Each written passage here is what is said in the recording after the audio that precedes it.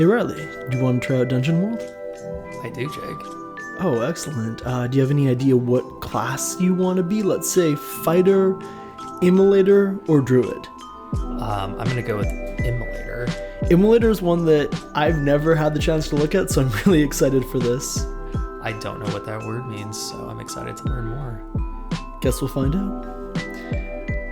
Hey there, Umbral agents. Welcome to another Flashlight, where we take a deep dive into a different tabletop game system. I'm Production Master Reilly. And I'm Dungeon Inspector Jake. This week, we're learning about the Dungeon World system in a little more detail. Let's roll initiative. Okay, cool. So you said Immolator as the class you want to look at. Yes. And we're going to look at some of the moves for the Immolator class just to get you a sense of what this means, because this is one that, does feel a little bit special to Dungeon World in particular. And one, maybe interesting aspect of how Dungeon World works is that you're not supposed to say the names of the things in the book, right? You're supposed to kind of keep the mechanics separate from the fiction, if that makes sense. But we're going to ignore that so that we can get a sense of how these things work. Excellent. What is an immolator?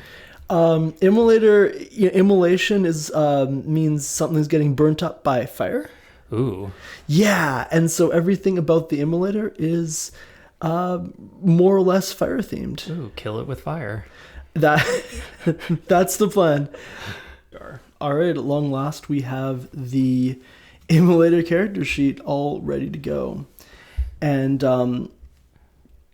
for Immolator characters, the statistic that kind of matters the most for your actions is,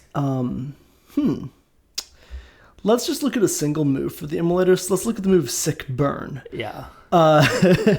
So first off, I'm going to ask you what you think your charisma stat would be. And unlike, 5th edition or Pathfinder or something like that, this is always between like -3 and +3. Like your stat doesn't go way out to +11 or something like that. How much charisma do you think you have where kind of 0 is run of the mill, +3 is the most, and -3 is the least? Gosh, I'm going to go with a 1. I got a little bit of charisma. I think you have more than 1, but okay, we'll say you have a +1 to charisma. And let's just go through how this move would work. It's called Sick Burn. So the idea is when you insult an NPC, roll 2d6 and add your charisma modifier, which is +1. So let's see how that goes. Okay. 3, 2, 5, 6. Reilly has the heaviest dice in the world, so I feel like everyone heard that at home. Yeah. So you rolled a 6, and a cool thing about how these moves work is it's not as simple as success or failure. On a 10+, you would leave them no room to react, so they would bear your insult in the scorn of all who hear it. On a 7 to 9, you cross a line and they'll have their revenge someday. But on a 1 to 6, which is what you just got, that's a miss. You've gone too far. They blow up here and now. And so you can kind of see that, this class is nominally fire-themed, and you can definitely do things that, shoot flame at people. Zuko style. Exactly that, yeah. All right. Let's look at Zuko style real quick. You bend a flame to your will. Roll plus your wisdom modifier. Yeah. What do you think your wisdom modifier is? Oh gosh, my wisdom modifier? I'm gonna go with a 2. +2? Yeah. Oh, I love this. I love this, like, Reilly's self-esteem moment. All right, roll 2d6 and add 2. All right.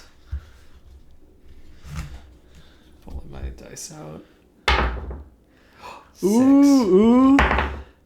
2, 8 plus +2 for your wisdom. Is 10. Yeah! On a 10, it does as you command, taking the shape and movement you desire. Wow. So I'm a firebender now. You are a firebender now, as long as you roll well. And, like, in general, we'll go through some more moves in here later, but in general, these are, like, intensely flavorful actions you can take. Yeah. And a lot of what's going on is, like, you get to describe a cool moment and then roll some dice, and you either get, it just works. It kind of works with some bad consequences, or it really backfires. And that kind of ambiguous, success failure is something that we're going to see in a few of the other systems that we talk in other flashlights this season. Got a question for you. Yeah. Does this system use only a D6? This system predominantly uses D6s. Other dice show up for damage and things like that. Okay. Yeah. But for the most part, you were rolling 2d6. And so it has that kind of the distribution where there's a lot more mediocre outcomes than there are really high or really low numbers. Gotcha. Yeah. And, the reason we wanted to talk about Dungeon World this week is last week we heard from Prim.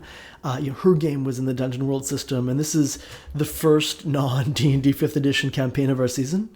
And so we thought it was worth diving into a bit. And, it's a lot of fun. It's got a lot of flavor. It's powered by the Powered by the Apocalypse engine, which is like a style of game kind of that borrows features from Apocalypse World, which is an RPG from 2010 about in a post-apocalyptic world that introduced a lot of the concepts we see here.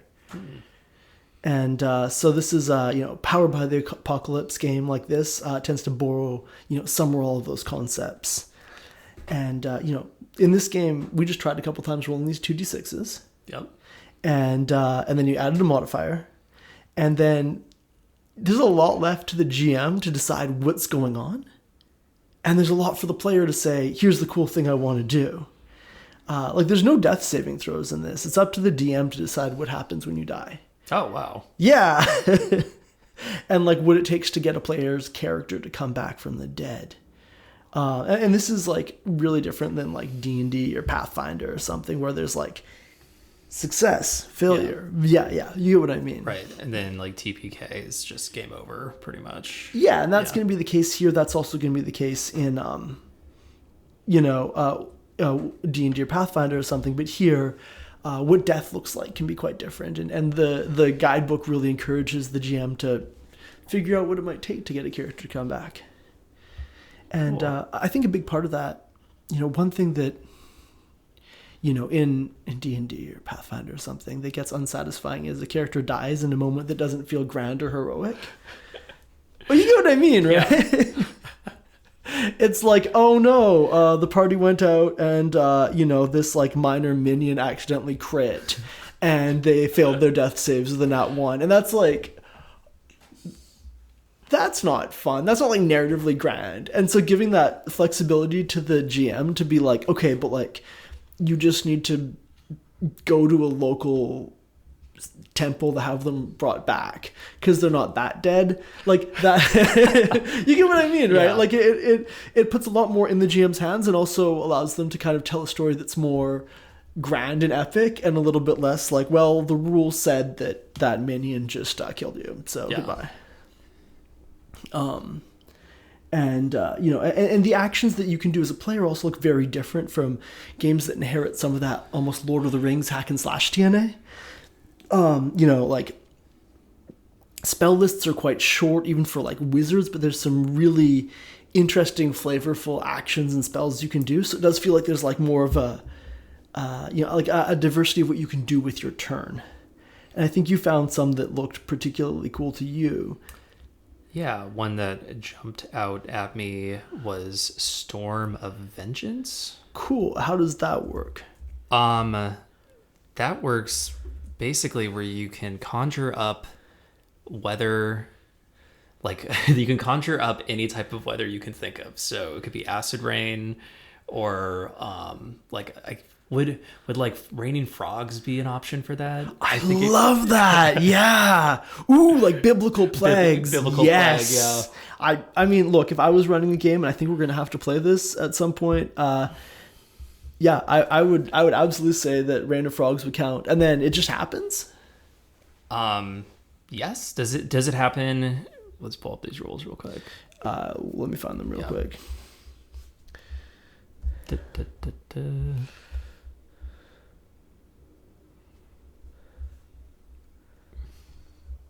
Yeah, the rules say, ask and it shall come. So instantaneous. Yeah, and this is the highest level cleric spell in the game, but that's a lot of fun. That is a lot of fun. I saw another one that is also weather related, but you can pick any type of weather to happen the next day. Yeah, I think this is a lower level cleric spell somewhere. What's a cleric? One moment. Let's keep scrolling. Control weather. Control weather, yeah. So this is a 7th level cleric spell. Yeah.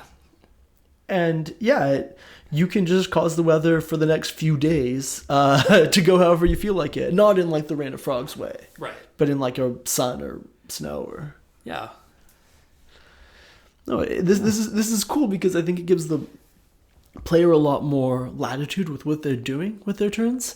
Yeah. And it also gives the GM a lot more, room to have outcomes and not necessarily have a long spell text that they have to follow verbatim, unlike some more venerable systems.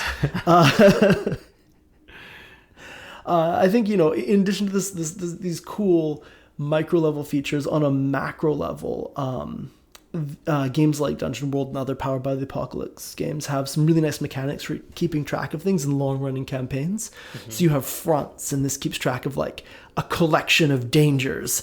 So like, like a political party or a dragon and its various minions, or even like a collection of natural disasters. There's like good mechanics for keeping track of like how that front of things is moving around in the background as your players act. Ooh. Yeah. And then there's also, on the player side, you have formalized bonds between player characters. And at the end of the session, you can discuss, did we resolve like, you owe me for a debt or something like that because I saved your life. And if we resolve that bond between us, we get XP. We can level up from character growth. So would we establish the different bonds between characters at the beginning of a session, or... As the play occurs, right? Okay. And so like if one player character saves another, that can be part of their shared history, and that forms a bond. Okay. And then if the other one saves them back, they can say at the end of the session, we resolve the bond. Gotcha. That gains XP. Sincerely have no idea what just happened. My phone has pulled up the Snapchat live feed of the NBA. Interesting. This is... You want to talk about basketball? I'm so sorry. What were you saying? What were we saying? Okay, so we can have bonds, and they can be positive or negative bonds? Yeah, no, 100%. You can absolutely swear revenge on someone. Okay. And then both get XP when you resolve that, and however that ends up looking. Okay. And this is not a rolling mechanic, like dice on the table Correct, type thing? It correct. is completely role play. This is role play, yeah. and you agree at the end of the session that you resolved a bond. Okay, gotcha. Yeah, and there's a ton of other Powered by the Apocalypse systems that don't have that kind of sword and sorcery fantasy milieu that Dungeon World has, right? And hopefully we'll be able to find some campaigns to feature on the show in the future. We found one based on the show MASH, one that simulates the historical settlement of Iceland with quite a bit of verisimilitude, and one called Thirsty Sword Lesbians that we are actively planning to inflict on our friends. Yeah. And I think you found some good ones too. Yeah, Spirit of 77 is one that takes place in 1977 and includes pop culture from the time, like Shaft, Dukes of Hazzard, $6 Million Man, Fleetwood Mac and Kiss play in the background. Oh no. I guess you just hang out in 77. I think we're gonna actually have to find the rule book and play that one sometime. Who was president in 77? In 77, I am not from this country. I am failing this history check. Who's prime minister? Who was prime minister? It must have been Pierre Trudeau. Who was president in 77? Nixon had resigned. Yeah. Oh, so it was Carter. It was Jimmy Carter. Jimmy Carter, because Jimmy Carter had one term that ended in 1980. Yeah. Okay. So that would be... Oh, so we'd have like a gasoline shortage during 77? Absolutely, during this yes. Game? We'd have bell-bottom jeans. Yeah. I mean, we'd be in the era of that 70s show. Yeah. I'm not sure if that's great, but... Have a lot of like not cheap weed, but like dad weed. Is that a 1977 thing? I think that, well, that's what dads now would smoke back then. Oh, I see what you mean. Yeah. A little bit of the grass. Anyway, that's getting way off topic. I know very little about 1977. Apparently, this module also includes adventures packaged as double features with titles like Women's Prison of the Apes, Beast, Bound and Drown, and Jurassic Parking Lot. Okay, I don't even know what to make of that. I don't know what to make of that either, but it's published by Monkey Fun Studios, so we can maybe track it down in the future. Yeah. Oh gosh, and there's also another game that's based off of Watership Down. If anybody's read that, it's about bunnies that need to survive. Wait, is that the one? I'm thinking Animal Farm. What's Watership Down about? Watership Down, it's about rabbits and who like are sentient, and I believe they need to move out of their home because they're being attacked by like farmers or plows and shit, and they like go on a bunch of adventures. There's cannibalistic rabbits that they have to fight. Is that a real thing? Yeah, it's a children's book that's very dark. Oh no, do rabbits eat each other in real life? I don't know. Okay, I could see that being a real thing. Yeah. Cool. This is let's. All right, that one's called the Warren, but yeah, the Warren. Cool. Let's talk about Dungeon World a little more again. This game it works well at home. I've actually played in a game run by Prim. It was very fun, very creative, very intense. Anyone who listened to last week's episode probably got a dose of that intensity. But the paucity of the guidance and the short descriptions of things like spells and mechanics means that you do need an experienced GM. It's a lot of the GM is just explaining what a mixed success looks like on the fly and things like that. And so, well, a lot of these macro things like these fronts really help with keeping track of a big sweeping campaign. On the micro level, this does kind of require a GM who's really fast on their feet, if that makes sense. Yeah, gotcha. Let's actually talk through another move from the Immolator class, because I thought that was particularly cool. This one is called the Burning Ring of Fire. Whoa. So this one, and this is kind of a sense of like... how this is like, a class based around fire, but a lot of the flavor goes way beyond like I shoot fireball at someone. This one is for when you fuse a willing person's soul to yours. I'm gonna have you roll me 2d6 and add that +1 charisma modifier you mentioned earlier. Oh, nice. 5. 4. So you got a 10. A 10, awesome. You are bound together with this willing person, able to sense each other at any distance, as well as sharing your emotional state. Ooh. On a 7 to 9, the connection would have been unstable and dangerous, so when you took a debility, so would they, and vice versa. And on a miss, like if you'd roll the 6 or lower with your modifier, not only would that fusing your souls together be rejected, but you would erase any bonds you have with them. So any shared history that you developed over the course of the game would effectively be wiped out. Gotcha. So, no pressure. But I think this is cool because it's like, okay, when we think about a character who has like fire magic, this is a cool way to think about what that means that is not just different types of fireball. Yeah. Yeah, we've linked to the Dungeon World website in the show notes. The play sheets are free to download. It's a great way to see if this is the kind of game you might be interested in. And we'll put some links in the show notes for those other games in the cases where they're easy to find. Excellent. And that's all for this week. I've been Jake behind the mic. I'm Production Master Reilly. And those handmade custom dice you're thinking of buying don't look very well balanced. Do you run your own home game? Tell us about a cool homebrew item, and we might feature it in an upcoming episode. Give us a call and tell us about it at 724-320-2020. Join us next week when we chat with Chris about when it's okay for the DM to have their own PC. I have some thoughts on that one. For more on the show, including links to all our social media, visit foldedfrequencies.com/campaign spotlight.